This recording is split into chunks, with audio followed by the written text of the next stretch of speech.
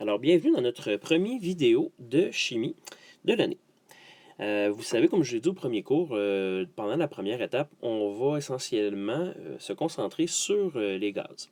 Ce pourquoi on parle des gaz à la première étape en chimie, c'est que historiquement, en fait, dès que les scientifiques se sont mis à étudier les gaz, on a beaucoup fait évoluer les théories atomistes. En fait, là, c'est essentiellement avec des expériences sur les gaz qu'on a réussi à établir des modèles puis à mieux comprendre les atomes et donc par le fait même la chimie.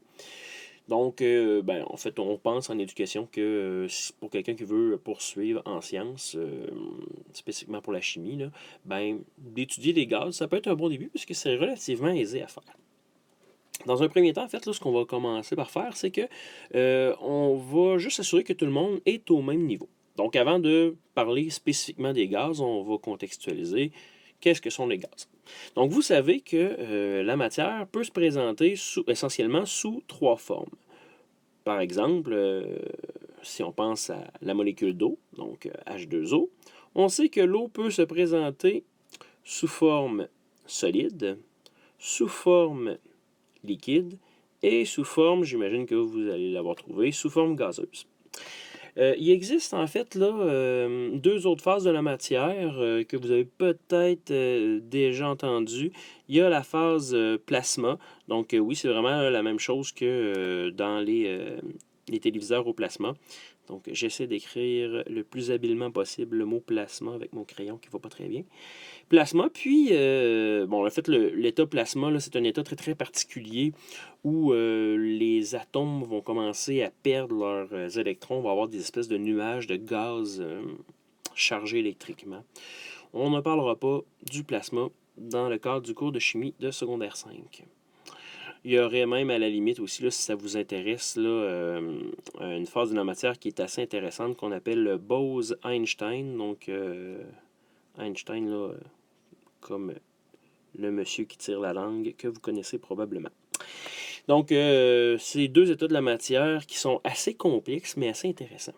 Par contre, on ne les abordera pas, puisqu'on se rappelle que notre sujet principal, c'est les gaz.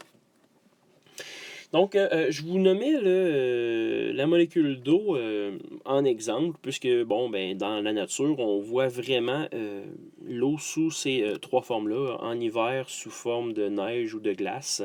On peut observer l'eau sous l'état solide. L'eau dans les rivières sous forme liquide ou l'eau qu'on boit ici. Puis, on sait que lorsqu'on fait bouillir de l'eau, ça nous donne de la vapeur d'eau.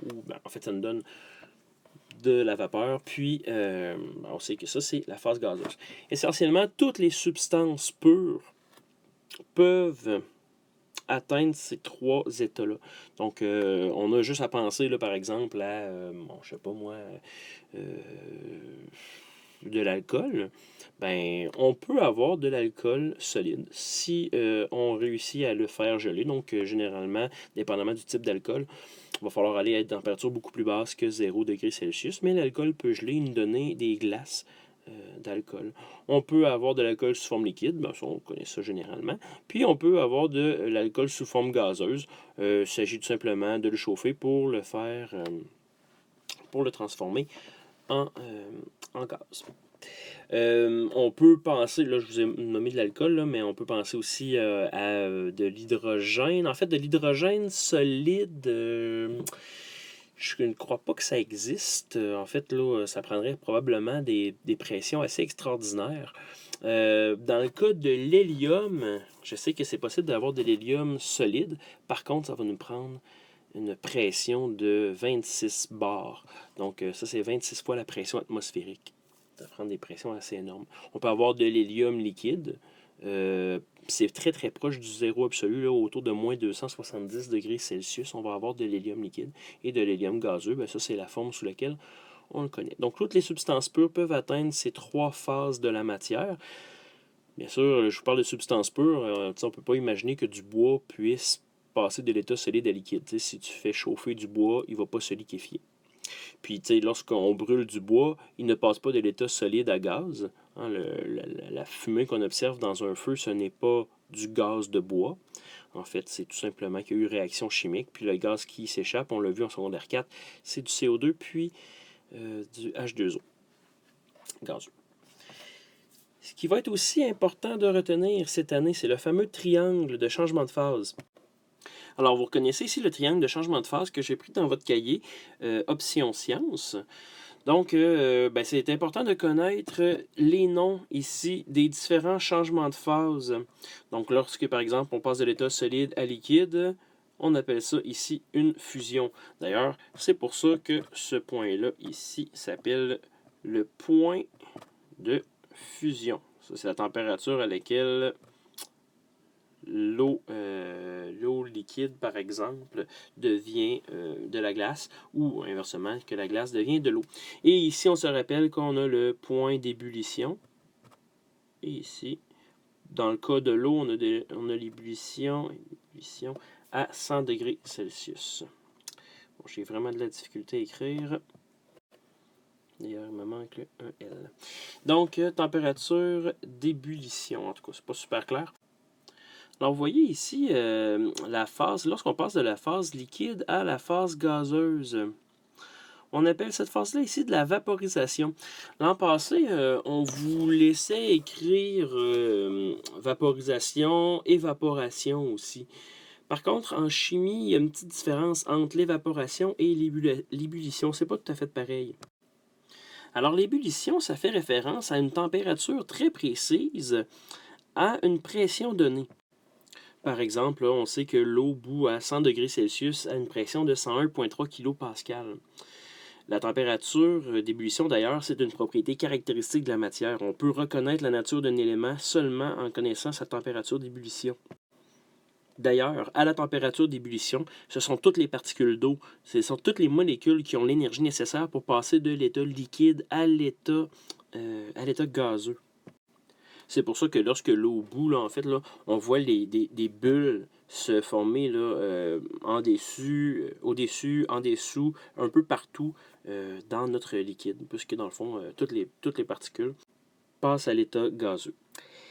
En fait, contrairement à l'ébullition, l'évaporation ne se produit pas à une température précise. Donc, pensez à lorsque, je sais pas, vous faites sécher votre linge sur la corde à linge, ben en fait, on sait qu'on n'a pas besoin d'attendre qu'il fasse 100 degrés Celsius dehors là, pour que notre linge sèche. L'évaporation se produit à n'importe quelle température, se produit à tout moment. Par contre, en fait, ce ne sont pas toutes les particules qui vont pouvoir s'évaporer. Il y a seulement les particules en surface. Par exemple, dans un verre d'eau, ce ne sont pas tous les atomes là, qui vont passer à l'état de gaz. Ce sont seulement celles à la surface qui vont pouvoir s'échapper du verre d'eau. Les autres en dessous vont devoir attendre que celle du dessus soit passée à l'état vapeur avant de pouvoir quitter le verre d'eau.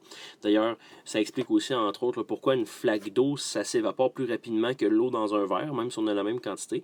Ben, dans une flaque d'eau, les particules à la surface, ben, il y en a plus. Donc, on va avoir une évaporation plus rapide. Alors, le phénomène d'ébullition va nous donner un gaz, alors que le phénomène d'évaporation va nous donner de la vapeur. C'est quoi la différence?